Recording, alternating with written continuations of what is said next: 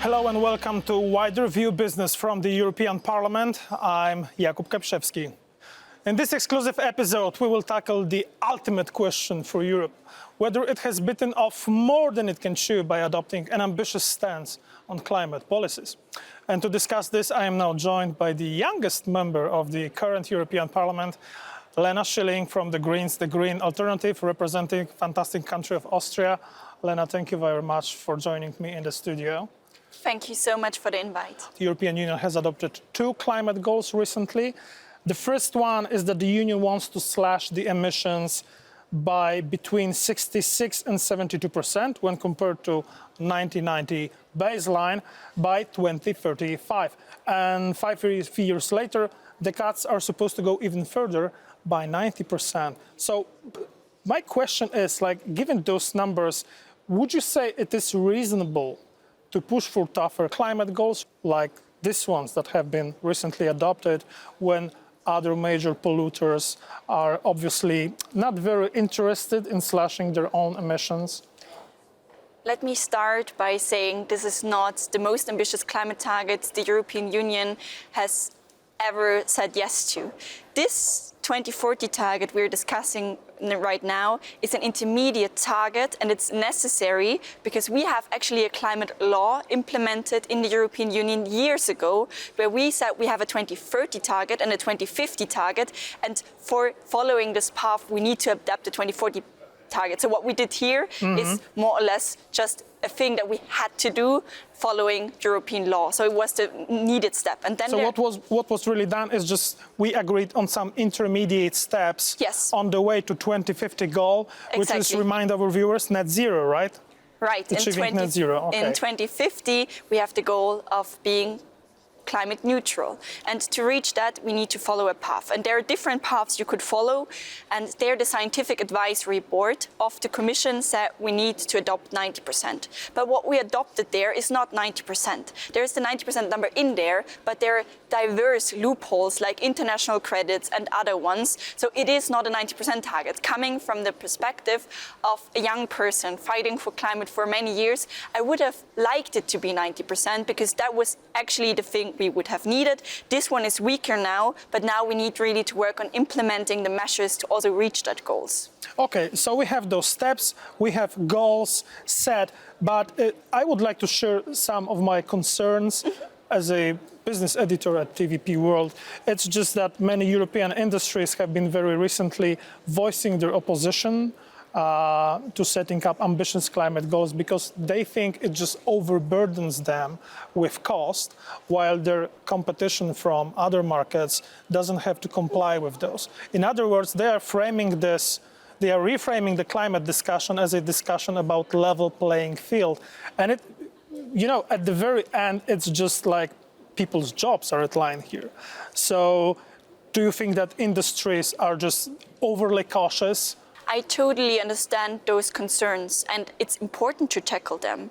But I think we are right now at a turning point because we have to transform Europe's industry and also our economic system in a way. Why? And that's not what I am saying. We are seeing that in some industry paths, China is actually being much faster than us and has now won the competition, talking about electric vehicles, talking about solar energy and other parts. But coming back to this industry point, I think we need to do it clearly, but we need to follow a clear path. What we're seeing is in a time where the world is turning into a quite confusing place, insecurities, and what I want is security for our industry, and we have laws implemented that we now need to follow, and also maybe just give some numbers, because I also heard that some parts of the industry, others are saying other things, but some parts of the industry are saying, hey, but maybe we will lose against the international competition. So what we did is actually ask for a study, and the Scientist of the Year in Austria provided us a study on the question of what it costs if we don't take more climate ambition.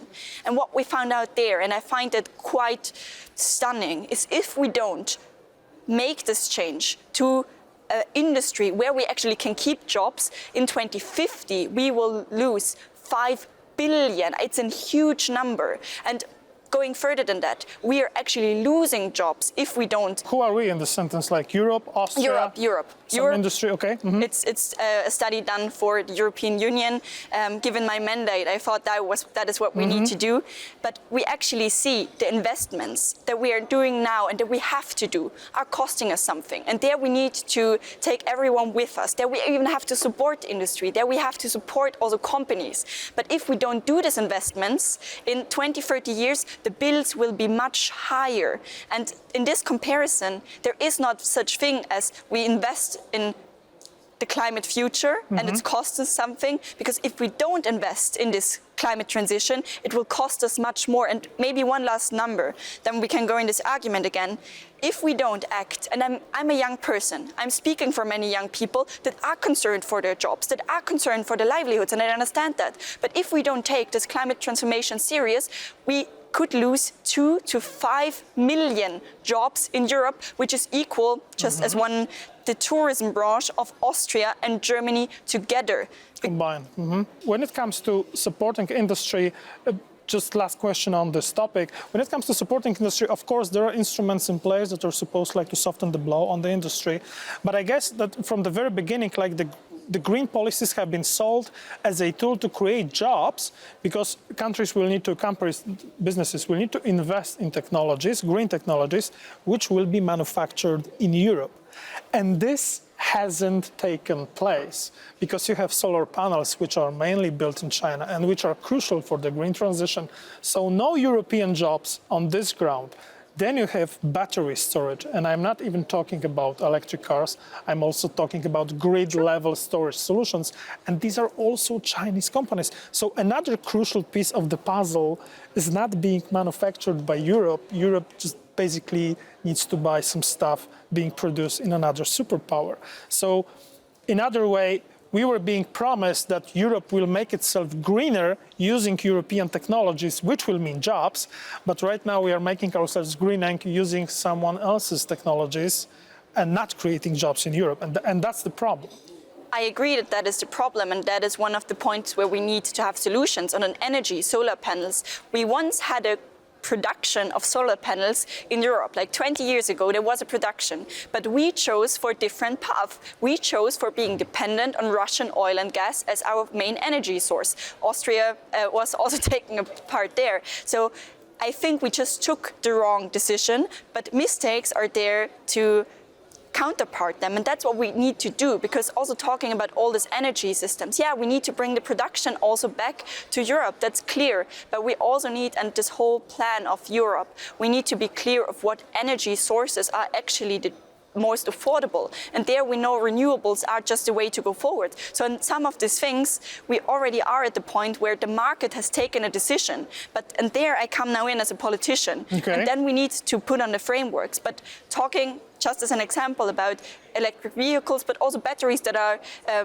needed for them. There you are completely right. But that's also, I would say, one of the problems is we tell our car industry now for 20 years, okay, combustion engines are good or not good or whatever, but we are not giving a clear path. And it's not about saying, I'm totally against combustion engines.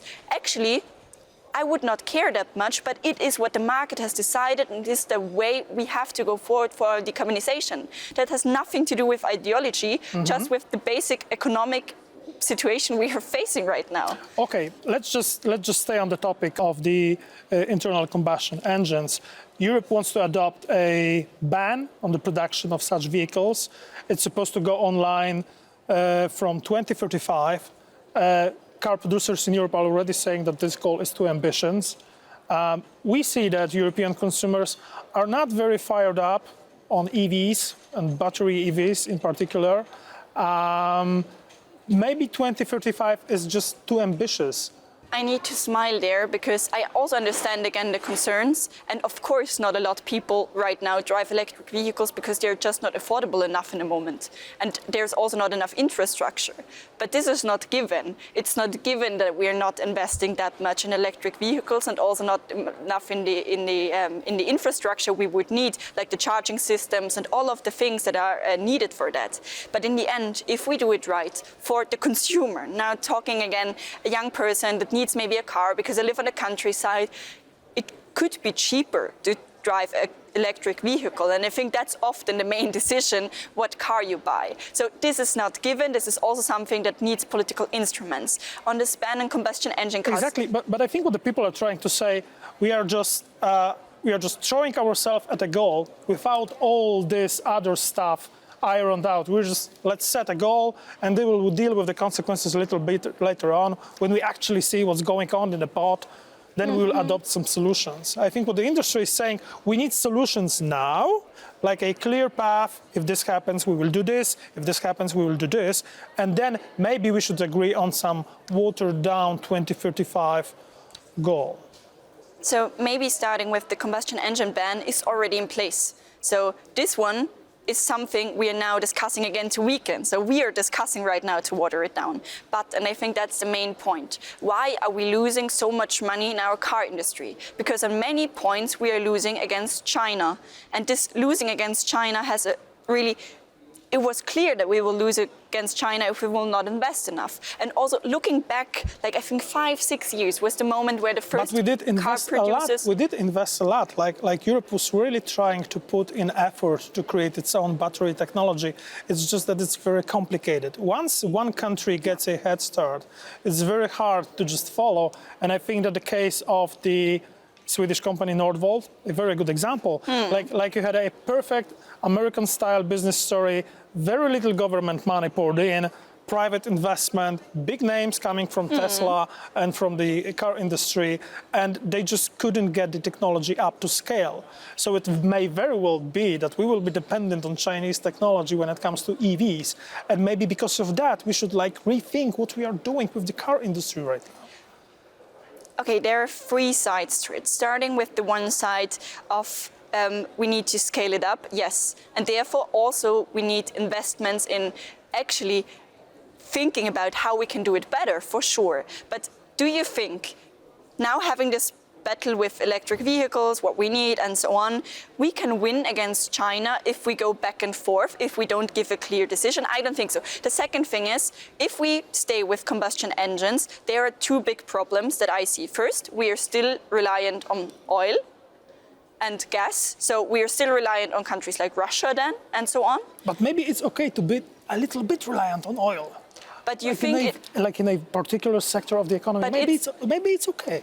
But it is not a little bit, it's quite a lot. And then the same question is, and just talking from a defense perspective, do we want to be reliant on Russia after seeing what they're doing to Ukraine? Do we think it's a good idea to fuel their economy? But Europe is ending its reliance on Russian energy by 2028. That is what exactly. But if we go, but this is all connected. It's of course connecting, having this combustion engine ban, having this phase out from oil and gas. I think that there are things that we need to see that are in common. And now going back to this climate argument also, the other problem I see, and that is we have this decarbonization path now till 2050, and we know the transport sector is the one where the emissions are increasing the most over 30 years. So if we want to tackle our climate targets, we need to do it. We can also say, screw the climate and then pay 5 billion in 2050, but I think the next generations would not like to pay this bill. And one day I want to look my daughter in the eyes and tell her, you will have a better future, as my grandparents did with their parents, and therefore we need climate action. I'm sorry. And of course, arguments about the bright future for children or for grandchildren, that they are convincing on a level because they speak to the emotional side of things. But at the very end, you have businesses that have to pay for it. And for example, when it comes to transport solutions, we still don't have solutions for heavy transport, for example. We could just use train and rail systems as we are discussing for 20 years. But it's not easy. When you talk to logistics guys, it's just not easy. But I think that's the main point.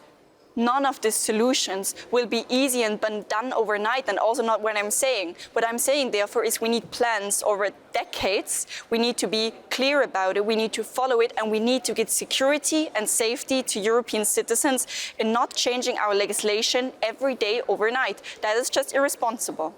Lena Schilling from the Greens, the Green Alternative, representing beautiful country of Austria. Thank you very much for coming to the studio today. Thank you so much for the discussion. My second guest is already with me, Mr. Tomasz Włostowski, an analyst at the consultancy called EU Strategies. Mr. Włostowski, thank you very much for joining us in the studio. I was actually meant to ask Ms. Schilling a question concerning the ETS2, so an acronym everyone in Brussels, and not only in Brussels, but also in European capitals are talking about. Do you think the ETS2, which is the levy on burning fossil fuels in transport and also in heating, do you think it should be scrapped or postponed? I don't think it should be scrapped or postponed. I think there is a valid concern about the impact that the rise in prices of fuels might have on the most vulnerable parts of the population. So I think there is quite a valid concern about how to structure the system so the price fluctuations will not be that extreme. But I think scrapping it, postponing it, especially, I need to point this out, especially the way they did it right now, I think it's not conducive to anything. I don't think the story is quite frankly over because they put it into the council conclusions. Anyway, I don't think that story is over, and moving it or postponing it is not the real solution. And I think this issue is going to be addressed more comprehensively when the Commission comes up with their legislative proposal.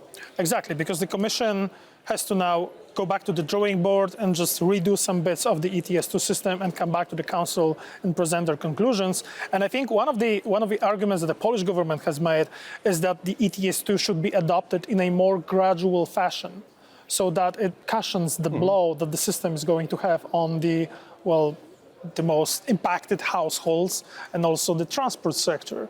Because the basic economic argument is this: if you're rising the price of fuel, price of everything is going up, and we just barely left the high inflation period. So the memory is still vivid, and people are afraid that it's going to happen again. Absolutely, but I think that the main concern that we face is sort of in our part of Europe. That's number one, where the fear is that the costs are going to go up more, and also the election cycle, because it just so happens, especially in my country, in Poland, yes, it's true. ETS2 would have come in exactly in an election year. So the concern is mostly political. But if we zoom out a little bit, I think it's obvious that ETS2 needs to come in force. We need to put a carbon pricing on burning of fossil fuels. If we are to reach climate neutrality, it's a system that needs to be there. Right now, the emissions from transport are not really subject to carbon pricing. Therefore, it's a system that needs to be there so we can play around with the price corridor and with the impact on the prices. But eventually, it's not going to be changed, in my view. Do you think that the safeguards that the current version of the ETS2 system includes are enough? Or Look, I should think anything else be included into? No, I think the system is enough, and quite frankly, I think if things start going off track, so to speak, I think the Commission can quickly fix it. So, this system is going to come in force in 2 years from now. So I think we have time. Well, they've moved it already, theoretically. Exactly. But I think we still have time to play with it when we get closer to the D-date. Okay, so basically what you're saying, ETS2 direction is right. It's just let's do it in a more careful fashion, so to speak. I think so, yes. It's really the impact on prices that has to be monitored, right? So it's not really about the system, it's not about the structure of the system, it's not about whether to have it, it's just really about what impact it's going to have on the most vulnerable. And that can be, let's also remember, it can be tackled in two ways. It can be tackled either through some price corridors or caps on the pricing, but it can also be through the support system for the most vulnerable. So that's another sort of chapter in the discussion, the Social Climate Fund and so on. I just need to just ask this question, but don't you think that tackling emissions from housing on a continent where some of the housing is 700 years old and cannot just be compared to modern efficiency standards, does it really make sense? Because it automatically means that some people will pay much, much more just because they have a very old house or a wooden house. Well, that's a question, I think, look, the question of housing in general, I think the solution is right. Perhaps you're right that, in particular cases where you're really talking about really old housing that cannot be refurbished or it cannot be sort of put down and put up and built all over, then I think the question is correct. But again, I think in the grand scheme of things, I don't think we're talking about a big part of sort of the housing in Europe, basically. Okay. So I think this covers ETS2. The newest goals, climate goals that Europe has adopted, do you think they're going to finish off European industry? I think that's a risk. Unfortunately, I think that's a risk. There is a risk of finishing off European industry. I think there's a risk. I think, and I've listened carefully to your conversation with Lena. Basically, number one is I'm going to say something not very popular. Okay. I think the climate neutrality goal of 2050 is in trouble.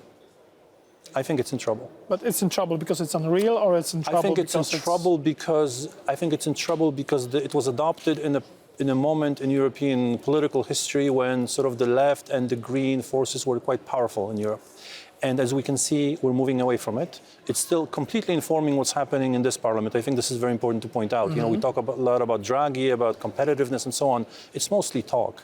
The legislative path is towards climate neutrality in 2050, and we're not stepping from it. So basically, we have very high energy prices that actually nobody has a solution to right now. We don't have a solution to high energy prices. Increasing renewables in our energy mix was supposed to address that. So far, it's not addressing that. So there is no clear solution. And right now, we're not talking about 2050 yet. We're talking about 2040. But the discussion we had about the 2040 target, I think it really signals what is going to be happening the closer we get to the 2050 climate neutrality So goal. the trajectory of the conversation about climate has shifted in Europe? The conversation has shifted completely. The regulations haven't shifted yet. But you can see, and this is something that was pointed out in the other interview, which is that, okay, we still set the 2040 target. We've added new things to it to sort of weaken it, but we haven't weakened the target yet. And we'll see how European economy is going to develop, and we'll see how European politics are going to develop, because this is an extremely important component. We have elections every 5 years to the European Parliament. We have national elections in a cycle going, it's a continuous cycle of elections, and we can see the right and the far right increasingly getting a bigger share. Sometimes they win, sometimes they don't. But election to election, the right, which is very skeptical on climate change, is really gaining power. And I feel if we continue down this path, then achieving any of the climate goals we've set really far away is really questionable. And I'm not even going to mention the fact that we're doing it alone. I mean, we are doing it alone as Europe, where our share is 6% of global emissions. That's just completely crazy. Exactly. Do you think that the conversation is shifting because reality has come back to bite all those that were... In another way, what I'm trying to say is that the low-hanging fruit of tackling the climate question in Europe has already been picked. Absolutely. And now the hard stuff begins, right? No, you've hit the nail on the head. It's exactly this. The things that were easy to do are done, and the things that are incredibly difficult to do are very difficult to do, and we don't have the solution. And we keep telling ourselves, well, we've already decided that we need to go climate neutral, and that's supposed to explain everything. It doesn't really. It doesn't tell the owner of a emitting factory in steel, in chemicals, in fertilizer, in cement. It doesn't tell him the fact that he has a target. Doesn't tell him how to decarbonize in a way that's going to make his product acceptable on the market, because of course you can decarbonize everything, but then the product is extremely expensive. Nobody's going to be buying it. Do you think that Europe has tackled the question about level playing field for European versus world companies when it comes to they have to implement green policies, those guys don't really care, but they still sell their stuff here? Look, we haven't, right? Of course we haven't. 30% of global emissions are China. China's been increasing their emissions year to year. So we're discussing, climate neutrality and is it 90 or is it 85? China's been increasing their emissions year to year until this year or so. And at the same time, But they need to present the climate goal for 2045, and they say that they will slash their emission by 7 to 10%. Compared to a peak that hasn't arrived yet. Exactly. That hasn't arrived yet, right? And at the same time, we are flooded with Chinese imports. In every sector, basically, all energy-intensive sectors completely flooded. We have the Chinese cornering the raw materials, the rare earths. We have them cornering the supply chains for the new technologies, the electrolyzers, the batteries, the electric cars, the solar panels. And at the same time, we're telling our business, so while all of this is happening, they're increasing their emissions, but that's okay. But you have to cut your emissions while you're getting flooded, and they're getting subsidized. Like, this system is not sustainable. Like, I feel there is still much work to do. Absolutely. And jobs are on the line, so let's better get to work. Tomasz Włostowski, an analyst at the consultancy EU Strategies, thank you very much for your insight and coming to the studio here at the European Parliament. Thank you for having me. Thank you very much. And this was Wider View Business straight from the European Parliament. My name is Jakub Kapiszewski. Stay tuned with TVP World for more regional news.